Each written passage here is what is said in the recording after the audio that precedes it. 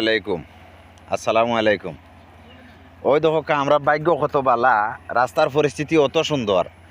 আমরা গাড়ি গুড়ি আনতে সময় মনে করো সার্ভিসিং সেন্টারও লইয়া যাওয়া লাগে না দইতে হইলে। আমরা যে রাস্তা পায় যাওয়া আওয়া করি, যে রাস্তার মাঝে চলাফেরা করি, ও রাস্তার মাঝে গাড়ি ধুইতাম পারি। এই দেশের মাঝে আমরা বাস করি, আমরা দেশ হয়েছে সোনার বাংলাদেশ। আসলে ও যে রাস্তার মাঝে বাইরে যে গাড়ি উবা করে আসেন, ইনো একটা স্কুল আছে। এরপরে ও যে রাস্তার মাঝে গাড়ি যেন লইয়া গেলা দেখছেন, রাস্তার মাঝে পানি কতটুক ও এখন তো আপনারা দেখছেন। তেমন হরকা ও ওলা পরিস্থিতি আমি চাইমো এই জায়গাটার মাঝে যেন এই ভিডিওটা আমার যেমন আমরার মন্ত্রী মহোদয়ের নজরে আয়, আপনারা সবাই ভিডিওটারে খুব বেশি করে শেয়ার মারবা। যার কাছে যাইব এনু শেয়ার মারবা, যেমন এই রাস্তাটা খাজ হয়। এটা কিন্তু অলরেডি ফাঁকার রাস্তা, আর রাস্তাটা দাবি গেছে গিয়া।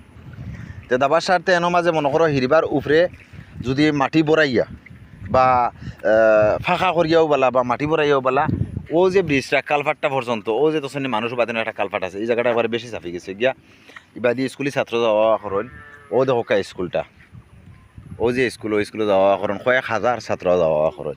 এই রাস্তার পানির কারণে মানুষের যাওয়া বন্ধ হয়ে যায় গিয়া। আরও একটা ভিডিও আমি আরেকদিন ছাড়িয়া দিছি, আর আজকেও আপনারা কাছে এই ভিডিওটা তুলিয়া ধরলাম। আপনারা কাছে যেন ভালো লাগে এই ভিডিওটা শেয়ার করবা, এতটা পরিমাণ শেয়ার করবা যেমন বালাখরের নজরে এই রাস্তাটার খাজ হয়। ওকে, আল্লাহ হাফিজ।